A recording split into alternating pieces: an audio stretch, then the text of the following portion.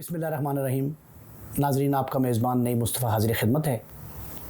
आप मेरा YouTube channel देख रहे हैं। नाज़रीन, आज कई अहम ख़बरें सामने आई हैं, लेकिन सबसे बड़ी डेवलपमेंट ये है कि इलेक्शन कमीशन पाकिस्तान ने कायदे तहरीक इंसाफ साबिक़ वज़ीर-ए-आज़म इमरान ख़ान की 7 हलकों से जो कामयाबी है, जो उन्होंने ये बाई इलेक्शन में 7 मुख्तलिफ़ हलकों से कामयाबी हासिल की थी, 2 से उनको शिकस्त का सामना करना पड़ा था। जो 7 हलकों से कामयाबी हासिल की थी, उसका जो बाकायदा नोटिफिकेशन है वो जारी कर दिया है। ये नोटिफिकेशन होल्ड किया गया था और काफ़ी अर्से तक ये होल्ड रहा, और उसके बाद आज चीफ़ इलेक्शन कमिश्नर की सरबराही में जो इजलास हुआ इलेक्शन कमीशन के मेंबरान का, उसमें इत्तफ़ाक़ राय से उन्होंने ये कहा कि अब इमरान ख़ान साहब की जो कामयाबी है उसे रोका नहीं जा सकता, और उनके बारे में जो इतराज़ात थे उस पर PTI ने वजाहत पेश की थी, उसको दुरुस्त कबूल किया गया और उसके बाद जो है ये नोटिफिकेशन जारी किया गया है। नाज़रीन, ये बड़ी अहम ख़बर है इस एतबार से कि इलेक्शन कमीशन पर बड़े अरसे से PTI जो है वो अदम एतमाद का इजहार करती चली आ रही है। अपने दौरे इक़्तिदार में भी प्राइम मिनिस्टर ने ख़ुद, यानी इमरान ख़ान साहब ने, चौधरी फवाद साहब वफाकी वज़ीर इत्तलात जो तर्जुमान भी थे फेडरल गवर्नमेंट के, उन्होंने भी ये कहा था कि जी इलेक्शन कमीशन हमें काबिल कबूल नहीं है। और उसके बाद जब वो इक़्तिदार से अलग हुई है PTI, तो हर जलसे में हदफ तनकीद बनाया जाता रहा इलेक्शन कमीशन को। और लेकिन आज जो है उनको 2-3 मौक़े ऐसे आए हैं नाज़रीन, जब इलेक्शन कमीशन ने पाकिस्तान तहरीक इंसाफ के हक़ में फ़ैसले भी दिए, उस पर भी तहरीक इंसाफ खुश नहीं थी। लेकिन आज जो है इसको प्रेज़ किया गया है, कामयाबी का जो ऐलान हुआ है, जो नोटिफिकेशन हुआ है, उसको प्रेज़ किया है PTI ने, और ये बड़ी खुशाइंद बात है। लेकिन दूसरी जानिब जो है इस्लामाबाद में पार्टी के सेक्रेटरी जनरल असद उमर ने जो प्रेस कॉन्फ्रेंस की है और जो गुफ्तगू की है मीडिया से उसमें उन्होंने इलेक्शन कमीशन के हवाले से फिर कोई ऐसे मामला जो हैं वो दोहराए हैं जिससे अदम एतमाद की फ़िज़ा जो है वो दोबारा उभरती दिखाई दे रही है। उन्होंने कराची का जो बल्दियाती इलेक्शन था उसके हवाले से नाज़रीन उन्होंने ये कहा है कि हमें वो काबिल कबूल नहीं है, इलेक्शन कमीशन जो है वो कराची के बल्दियाती इंतखाबात को कलअदम करार दे और फिर ख़ुद मुस्तफ़ी हो जाए। पहला मुतालबा उनका, 2 हिस्से हैं इस मुतालबे के। पहला उनका एहतजाज है जिसमें इन्हें कहा गया कि जी कराची और जो सिंध के जो इलेक्शन है वो दुरुस्त नहीं थे और वो उसमें धांधली हुई है या गैर कानूनी बेज़ाब्तगियाँ सामने आई हैं, जो कुछ भी कहा उन्होंने। फिर उसके बाद उन्होंने कहा जी कि इलेक्शन कमीशन जो है इनको कलअदम करार दे। फिर साथ ही उन्होंने मुतालबा कर दिया कि कलअदम भी करार दे और मुस्तफ़ी भी हो जाए। अब ये इलेक्शन कमीशन के साथ जो है ना, वो जहाँ राह हमवार होती है ताल्लुकात की बेहतरी की, वहीं ये रखना अंदाज़ी भी सामने आ जाती है। और आज असद उमर साहब का जो है वो कराची के बल्दियाती इलेक्शन के हवाले से बड़ा सख्त बयान है। पार्टी पॉलिसी जो उन्होंने बयान की है उसमें इलेक्शन कमीशन पे फिर अदम एतमाद का इजहार है। देखते हैं कि ये इस हवाले से जो है वो क्या नई डेवलपमेंट सामने आती है, और इलेक्शन कमीशन से इस मुतालबा जो है वहाँ से फारिग किए जाने का और इस्तीफ़ा दिए जाने का, उस पर वो कायम रहती है पार्टी की नहीं। लेकिन नाज़रीन, कराची का जो इशू है वो ख़ासा बर्निंग है। बल्दियाती इलेक्शन जो है वो गो के पार्टी जो है वो 3रे नंबर पे आई है वहाँ सिंध में, कराची में, लेकिन उसके बावजूद जो है उन्होंने अपनी सरगर्मी ख़त्म नहीं की। पहले नंबर की जमात जो है पाकिस्तान पीपल्स पार्टी और दूसरे नंबर पे आने वाली जमात इस्लामी, ये नशिस्तों के एतबार से पहले और दूसरे नंबर पे आए हैं। तो आज इनमें बाकायदा बाज़ाब्ता एक राब्ता भी हो गया है। पाकिस्तान पीपल्स पार्टी का एक वफ़द जो है वो सईद गनी साहब की क़यादत में 3 रुकनी वफ़द था, वो जमात इस्लामी के जो मरकज़ है, मरकज़ जमात, वहाँ वो गए हैं और वहाँ जाके उन्होंने अमीर जमात इस्लामी कराची हाफिज़ नईमुर रहमान साहब जो हैं वो ख़ुद उम्मीदवार भी हैं मेयर के, हाफिज़ नईम साहब से जाके वो मिले हैं और मिलने के बाद उनके वफ़द से मिले हैं, उनसे गुफ्तगू उन्होंने ख़ासी तवील गुफ्तगू की है। और कराची में होने वाले बल्दियाती इलेक्शन जो हैं उसके बाद ये पहला राब्ता जमात इस्लामी और पाकिस्तान पीपल्स पार्टी में हुआ है। सिंध हुकूमत ने पहले भी ये कहा था, बल्कि बिलावल भुट्टो जो सरबराह हैं पाकिस्तान पीपल्स पार्टी के, उनका ये मौक़िफ़ सामने आया था कि जी मेयर हमारा होगा और हमारी ख्वाहिश भी है कि मेयर जो है वो हमारा ही हो। तो ऐसी सूरत में अब जमात इस्लामी ये क्लेम करती है कि मेयर हमारा होना चाहिए, बल्कि उन्होंने तो 2 नशिस्तें, ये जो एहतजाज किया उसके बाद जो है रीकाउंटिंग में 2 नशिस्तें उनको और यूनियन काउंसिल के नाज़मीन की, चेयरमैन की मिल गई थी। तो उस सूरत हाल में पाकिस्तान पीपल्स पार्टी जो है उसका राब्ता जो है बड़ा माने खेज़ है। और बिलावल भुट्टो साहब ने कहा था कि हमारा मेयर होना चाहिए कराची का, हैदराबाद का मेयर तो उनका बन सकता है, वहाँ नशिस्तें भी उनकी ज़्यादा हैं। लेकिन यहाँ as far as Karachi is concern, तो कराची के मामले में ये जो अब डेवलपमेंट हुई है कि पीपल्स पार्टी का बराह रास्त जमात इस्लामी से रब्ता हुआ है, क्योंकि जमात इस्लामी अपने मौक़िफ़ पे डटी हुई है कि मेयरशिप हमें मिलनी चाहिए।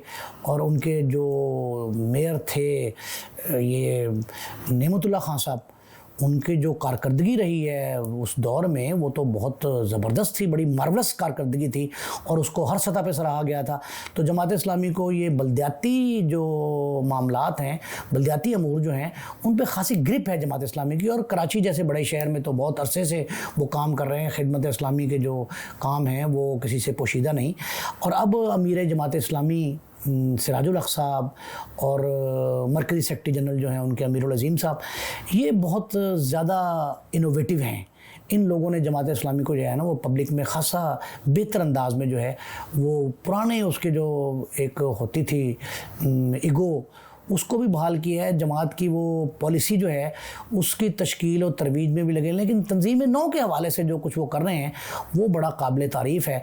और उसी वजह से शायद कराची में जो है वो अहले कराची ने उनको बड़े बहुत अच्छे अंदाज में पजीराई दी है, जिसकी वजह ये है कि आज उनके पास इतनी नशिस्तें हैं कि वो पाकिस्तान पीपल्स पार्टी के करीब हैं। और मेरा ख्याल है कि पाकिस्तान पीपल्स पार्टी का नाजरीन ये बड़ा अच्छा आज रवैया रहा कि सईद गनी साहब जो हैं, जो बड़े एक्टिव हैं, वहाँ तर्जुमान भी हैं हुकूमत के, उन्होंने वहाँ जाके किसी न किसी तरीके पे जो है वो उनसे मुलाकात कर ली है जमात के मरकज़ में। और मेरा ख्याल है कि जमात जो है वो ख़ासा बेहतर तौर पर जो है वो पाकिस्तान पीपल्स पार्टी से इत्तेहाद या इल्हाक़ कर सकती है। और अगर ये इल्हाक़ इत्तेहाद हो गया फिर तो कोई रीज़न ऐसी नहीं है कि मेयर जो मुश्तरका तौर पे जिस भी उम्मीदवार को नामज़द करेंगे उसकी कामयाबी बड़ी आसान होगी। पाकिस्तान तहरीक इंसाफ एहतजाज में जा रही है या उस पर असद उमर साहब की प्रेस कॉन्फ्रेंस जो सामने आई, कराची के अपने पीटीआई के जो रहनुमा हैं उनके मामला सामने आए, वो अपनी जगह पे। लेकिन ये बात बड़ी अच्छी है और बड़ी खुशाइंद है कि पीपल्स पार्टी ने जमात इस्लामी से रब्ता किया है। हाँ, ये बात भी अपनी जगह कायम है कि कोई फ़ैसला तो नहीं हो सका मेयर का, लेकिन ये ज़रूर है कि बर्फ़ पिघलती दिखाई दी है और उसका रिज़ल्ट भी मेरा ख्याल जो है वो इंशाल्लाह ज़रूर आएगा। ये दो ख़बरें कराची के हवाले से थी। एक ख़बर हमने इमरान खान साहब की आपको बताई कि 7 हलकों से कामयाबी का नोटिफिकेशन सामने आया है। एक और बात पंजाब के हवाले से, पंजाब चूँकि सरगर्मी का मरकज़ है और ये महवर मरकज़ जो है इस पे तमाम मुल्क की जो नज़रें इस पे लगी हुई हैं, सारे सियासी कायदीन जो है ना वो यहाँ नज़रें मरकूज़ करके बैठे हैं। आसिफ ज़रदारी साहब काफ़ी रोज़ से लाहौर में हैं, प्राइम मिनिस्टर मियाँ शहबाज शरीफ भी 2 चक्कर लगा चुके हैं, इमरान खान साहब की मुस्तकिल क़यामगाह जो है ज़मान पार्क लाहौर बरलब नहर है, वहाँ रश की बेइंतहा जो है ना वो शोर शराबा भी है, ट्रैफिक भी बंद रहती है, लेकिन इमरान खान की जो एक्टिविटीज़ हैं वो बहुत ऊंचे पैमाने की हैं। तो वहाँ पंजाब की सूरत हाल ये है कि जो सिप्तैन खान साहब स्पीकर पंजाब असम्बली हैं, उन्होंने पार्लिमानी कमेटी कायम कर दी है मुशावरत के लिए, जो ये नाम फ़ाइनल करेगी निगरान प्राइम मिनिस्टर का। और उस पार्लिमानी पार्टी में अच्छे लोग वैसे नामज़द हुए हैं, लोग बड़े खुश हैं। जो मुस्लिम लीग नून है उनकी तरफ से मलक नदीम कामरान, मलक अहमद ख़ान और हसन मुर्तज़ा जो पाकिस्तान पीपल्स पार्टी के पार्लिमानी लीडर हैं वो हैं इनकी तरफ से। और जो काफ लीग और इत्तेहाद है इसका पंजाब में पाकिस्तान तहरीक इंसाफ का, उनकी तरफ से असलम इकबाल साहब, राजा बुशारत और हाशिम जमा बख्त जो हैं, जो साबिक़ वज़ीर ख़जाना थे पंजाब के, बड़े एक्टिव आदमी हैं वो भी, उनको भी साथ शामिल किया गया है। और ये दोनों अरकान जो हैं, ये दोनों कमेटियाँ जो हैं, इनके आपस में राब्ते भी हो गए हैं। और आज हमारे ये वीलॉग आप तक जब पहुँच रहा होगा तो शायद कमेटी का इजलास भी शुरू हो जाएगा। मलक अहमद ख़ान साहब शहर से बाहर थे, लाहौर से बाहर थे, तो उन्होंने फ़ोन करके कमेटी के रुकन को अपने, यानी जो काफ लीग और इत्तेहादी है पीटीआई, उनको फ़ोन करके उन्होंने कहा जी कि जनाब हम जो है वो आज इंशाल्लाह बैठ जाएंगे और मैं लाहौर जैसे ही पहुँचता हूँ आपको रिंग करूँगा। ये बड़ी खुश आइंद है। और जो एक और ख़बर जो हम तक पहुँची वो नाजरीन ये है कि इस वक्त जो निगरान वज़ीर आला के लिए जो पार्लिमानी कमेटी को नाम भिजवाए गए हैं वो पीटीआई ने फ़ाइनल कर दिए हैं। और उनकी मंजूरी के बाद जो है ये कोशिश की जा रही है कि ये जो पार्लिमानी कमेटी बनी है इसमें डिस्कस हो जाए और कोई नाम उन्हीं का फ़ाइनल हो जाए। उनमें अहमद नवाज़ सुखेरा और नवीद चीमा साहब के नाम जो हैं वो पार्लिमानी कमेटी में भिजवाए गए हैं। और ये पार्लिमानी कमेटी जो है ये इस पर गौर के बाद जो है फ़ाइनल करेगी निगरान वज़ीर आला कौन बनता है। ये बड़ी अहम ख़बर है और इस ख़बर के पीछे जो है ना वो बहुत सारे पंजाब के मामलात हैं जो चलते जा रहे हैं। और इनमें मामलात ऐसे हैं जिनमें कुछ सदाकत भी है कि जी नाम जो दिए गए हैं वो अच्छे लोग हैं, काबिल कबूल होंगे। और कुछ ऐसी अफवाहें उनके बारे में फैला दी जाती हैं, पहले भी 2-3 नाम जो दिए गए थे वो उनको रिजर्वेशंस पैदा हो गई, उनका जी हमारा सोशल मीडिया पे हमारे ख़िलाफ़ जो है वो कंपेन शुरू हो गई है, तो उन्होंने जो है ना माजूरी ज़ाहिर कर दी निगरान वज़ीर आला बनने से। तो नाज़रीन, हमें इस किस्म की अफवाहों पर ना कान धरना चाहिए और अफवाहों को रोकने का बंदोबस्त भी करना चाहिए। अभी ऑडियो वीडियो की जो सियासत थी वो भी चल रही है।